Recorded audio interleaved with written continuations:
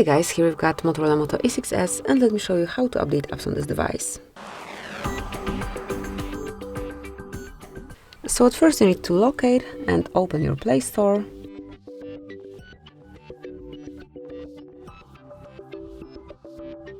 Here it is. Now click on your account icon and go to Manage Apps and Device. Here you will find updates available. Oh no, let me open it. I marked update all, but if you want to update some particular application, just tap on update right next to its icon. Obviously, also here you can update all apps, so then all applications will be updated.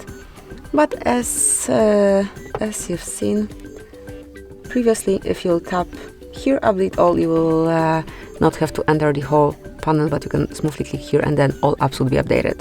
So that's it, that will be all. Thank you for watching. Please subscribe our channel and leave the thumbs up.